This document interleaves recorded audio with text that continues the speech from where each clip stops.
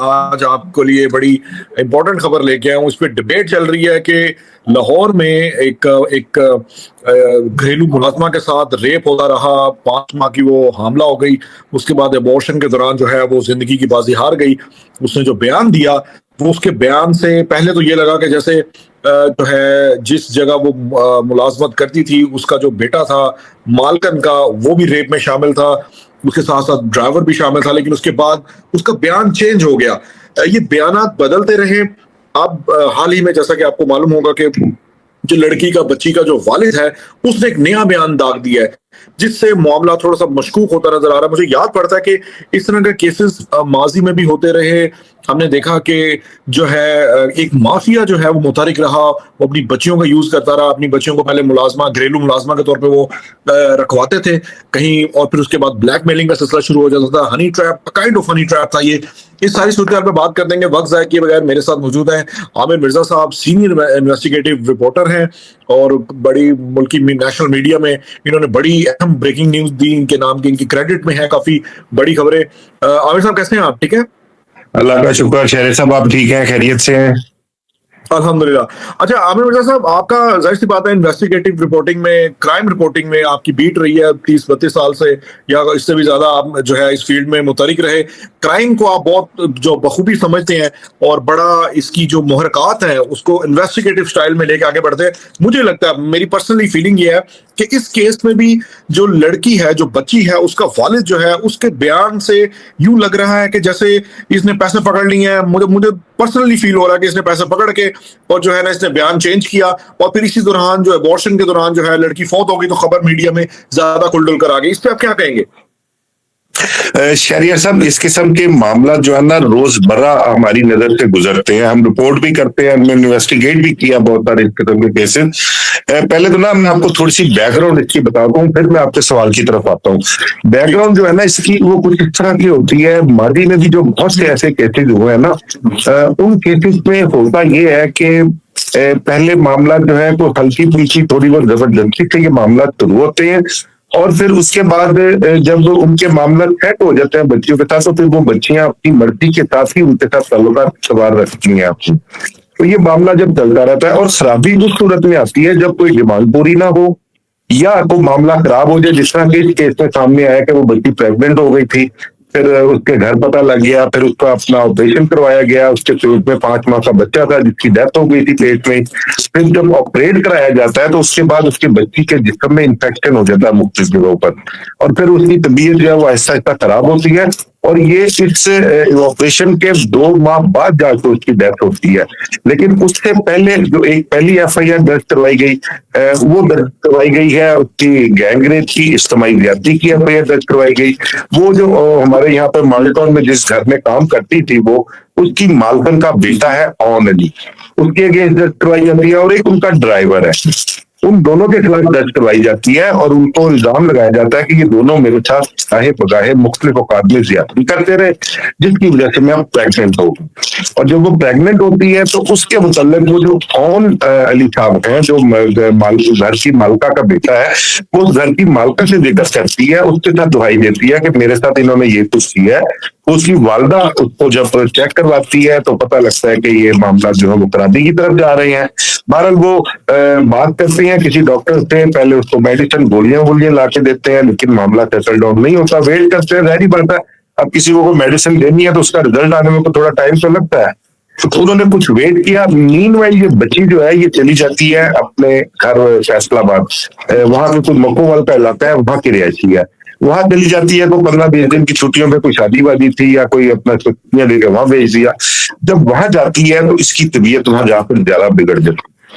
अब वहां जब इसकी तबीयत बिगड़ी, उसके पेरेंट्स उसको हॉस्पिटल लेके जाते हैं, तो वहां पर बात खुलती है। ये सारी चीजें FIR में तहरीर की गई है उस बच्ची की तरफ से जो FIR दर्ज करवाई गई। यहाँ पे मिर्जा साहब एक सवाल है कि इस सारे मामले में जो है जो मुद्दई पार्टी है, जो विक्टिम फैमिली है, ये सामने क्यों नहीं आए? ये कहाँ थे? ये पहले सेटलमेंट करते रहे, हॉस्पिटल लेके भागे और बामो अफामो तफहीम से जो है अबॉर्शन की तरफ गए, खामोश क्यों थे ये लोग? इख्तियारिया सब देखिए, जब मामला सेटल डाउन करने हो ना, और दूसरी पार्टी जो है वो आपको पता हो कि इसमें कहाँ पर हमारे साथ सेटलमेंट करनी है, उनके अजाइम क्या है, उनकी डिमांड क्या है, उनकी उस डिमांड को मद्देनजर रखते हुए फिर वो उस फैमिली को जो है ना वो अपनी दस्तरस में रखते हैं, अपनी दस्तरस से बाहर नहीं जाने देते हैं, क्योंकि जब वो फैमिली बाहर जाएगी तो राइट लेफ्ट के लोग जो है वो उनको अपना उठाने वाले बहुत होते हैं जो अपना उनको खराबी की तरफ लेके जाते हैं। इस वजह से उन्होंने उसको नहीं दूसरी तरफ जाने दिया, उन्होंने उसको उनको पते पर्दा ही रखा उन्होंने कि मीडिया बाहर जाएंगे तो मीडिया में ले जाएगा, सोशल मीडिया पे ले जाएगा। लेकिन इसके सब मामला का दौर इतना जदीद है, टूट नहीं सकते, तो कहीं ना कहीं किसी न किसी जराये से बात सामने आ जाती है। और इसमें भी ऐसा ही हुआ है कि जब देखें एक ना बड़ी पढ़ी लिखी और समझदारी वाली बात यह है कि मेरी समझ में ये नहीं आता कि एक घर का मालिक अगर अयाशी के लिए अपने घर की मुलाजमा को इस्तेमाल कर रहा है वो, या उस पर दबाव डाल रहा है, उसको लालच दे के कर रहा है, या वट जो भी उसको उसने मुकासरत के लिए अपने इस्तेमाल किया, अब उस घर का ही ड्राइवर जो है वो उस मुलाजमा के साथ किस तरह अपने ताल्लुकात रख सकता है, वो दोनों मिलकर ये भाई ज्यादती किस तरह कर सकते हैं, ये एक बहुत बड़ा क्वेश्चन मार्क है। और इस तरह से हमने देखा नहीं है, हाल फिल्मों में देखते हैं हम, तो फिल्में हो गई या इंडियन ड्रामा में देखा तो कोई नवाब साहब है, कोई रईसजादे हैं, उन्होंने किसी का फोन को इस्तेमाल किया रात को, तो वो उसको तोड़ गए, तो पीछे से उनके जो मुलाजिम है वो भी कमरे में चले गए, उन्होंने इस किस्म की हरकतें की। तो लेकिन रियलिटी में इस तरह से नहीं होता कि एक मालिक और एक ड्राइवर जो है वो इस तरह का फेल कर अंजाम दे, ये एक बड़ा क्वेश्चन मार्क है। बहरहाल ये तो इन्वेस्टिगेशन के दौरान चीजें सामने आई जाती हैं, पता लग ही जाता है कि असल हकीकत क्या है। तो ये एफआईआर जब दर्ज करवाई जाती है ना, वो एफआईआर दर्ज होती है, जो मालिका है उसका बेटा ऑन और ड्राइवर उन दोनों पर इल्जाम लगाया जाता है, और फिर उस एफआईआर में ये भी लिखवाया जाता है कि जो घर की मालिका है ऑन की, जिसकी वालदा जो है वो और उसकी हमशीरा और उनका एक भाई जो है वो उसको लेकर जाते हैं हॉस्पिटल ऑपरेशन के लिए, वहां पे जिसका ऑपरेट करवाया जाए। वहां जब चेकअप होता है पता लगता है उसके पेट में 5 माह का बच्चा है और उसकी बच्चे की डेथ हो गई है। ऑपरेट करवाते हैं उसको, वहां से ट्रीटमेंट देते हैं, फिर ट्रीटमेंट लेके उसको घर ले आते हैं, अपने वहां रखते हैं कुछ दिन, फिर उसके बाद उसके घर वापस भिजवा देते हैं। अब इससे पहले आपने देखा होगा कि बच्ची का वीडियो बयान जो था वो बहुत वायरल हुआ था, जिसमें उन्हें बड़ी क्लियर कट सवाल की तरफ आ रहा था, इसी सवाल की तरफ आ रहा था मैं, ये बयान के बारे में रोशनी डाली कि ये अंदर की कहानी क्या थी।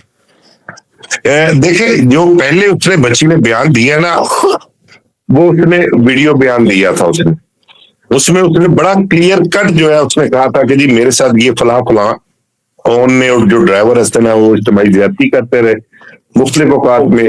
ऑन की वालदा मुझे फला जगह लेके गई, ऑन की खाला जो थी वो साथ थी, एक और एहसन का भाई था वो साथ था, ये जो सब उन सबको एफआईआर में नामजद किया गया। कुछ 4-5 खवातीन नामालूम जो है वो भी उन्होंने एफआईआर में नामजद की है।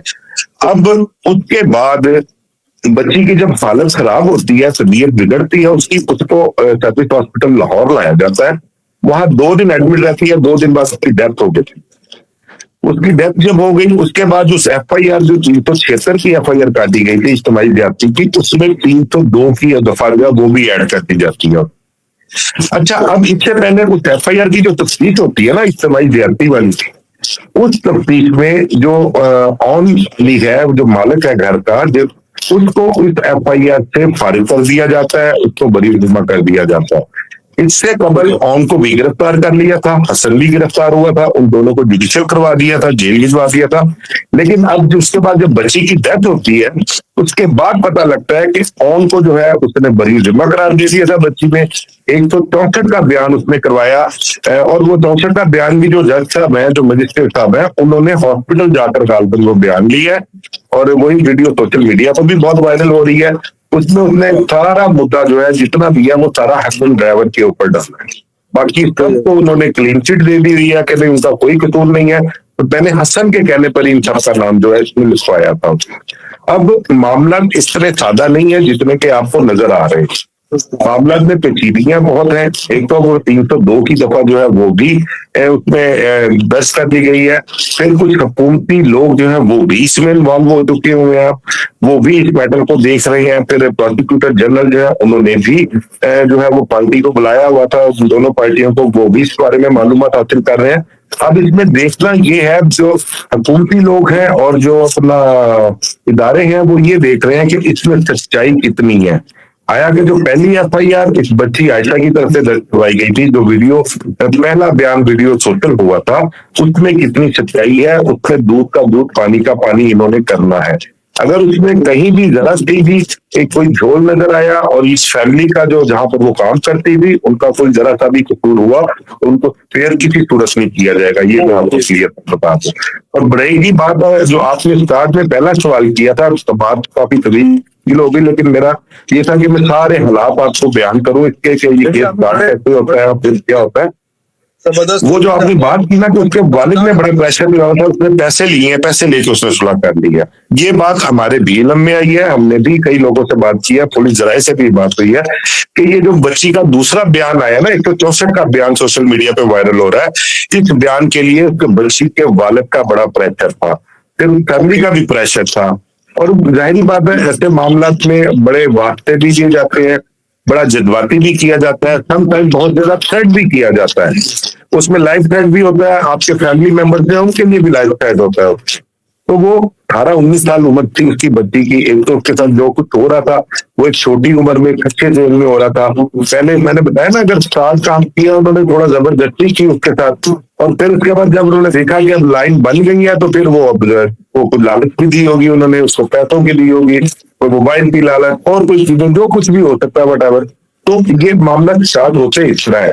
तो जो हमारे इल्म में आया, हमारे इल्म में ये आया कि शायद एक बात चल रही है, लेकिन उस चीज को कोई ऑन नहीं कर रहा कि बच्ची के फैमिली को जो है इन लोगों ने कुछ 12-13 लाख रुपए जो है वो दिए हैं, और उसके बाद जो है जबरदस्ती जो है वो, मैं आपको बता रहा हूँ कि जो बातें चल रही हैं जो हमारे इल्म में आई है, लेकिन इन बातों की कोई अपना ऑफिशियली तस्दीक नहीं करता, इस चीज की कोई इस चीज को एडमिट नहीं करता। जारी बात है एडमिट करना भी किसी ने नहीं है।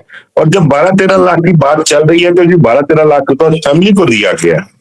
अब जिनके पास केस है, जो इस केस को डील कर रहे हैं, जो इदारे इसको डील कर रहे हैं, जाहिर बात है उनको मैनेज करने के लिए भी कुछ ना कुछ वहां भी गया होगा, ठीक है। उनका भी जाहिर बात है, उन्होंने इतना बड़ा केस है, इतने बड़े केस से उनको निकाला है, क्लीन शीट उनको दी है, तो उससे जान छुड़ाने के लिए पहला तो हक उन्हीं लोगों का बनता है जी भाई, जो इदारों में लोग बैठे हुए हैं। ये उनके प्राइज में शामिल नहीं है कि वो दूध का दूध पानी का पानी करें, वो हक या टच की बात करें। तो उन्होंने भाई किसी को रिलीफ देना है तो उन्होंने उनसे अपना बेनिफिट भी लेना होगा, तो लाभ वाला उनको भी बेनिफिट जरूर मिला होगा। तो अब देखते हैं कि आगे चल के इसमें हमारी सीएम साहिबा मरियम नवाज है, वो क्या इसके केस के मुताबिक डिसीजन लेती हैं, उनको क्या रिपोर्ट जाती है, और आया कि जो पहली एफआईआर इज्तिमाई सियासी की से दर्ज हुई थी वो वाकई हकाइक पर मबनी थी या वो झूठ पर मबनी थी, कसूर सिर्फ उस हसन ड्राइवर का था या वो मालिक जो मकान है उसके बेटे का भी कसूर था।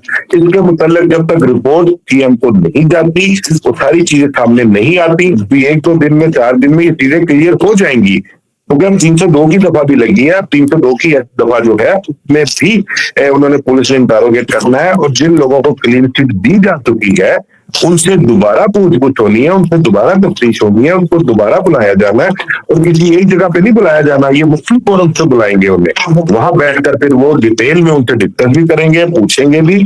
और जो मेरा तो ख्याल है कि जहां किसी की जान गई हो वहां पर डंडी मारने का हक किसी तो नहीं होता, और अगर कोई डंडी मारेगा तो फिर भाई फिर ये मेरे उसका और उसके अल्लाह का मामला होगा। और जितनी भी तफ्तीशें मैं आपको बताऊं, हमारा एक दोस्त है पुलिस अफसर, वो अपने मतहत अफसरान को एक बात कहता होता है, वो कहता है तुम्हारी जितनी भी तफ्तीशें तुम करते हो ना, तुम्हें इन तफ्तीशों का हिसाब ऊपर जाके देना है, तो खुदा का खौफ किया करो, तफ्तीश में झोल ना डाला करो, मैरिज किया करो जरूर।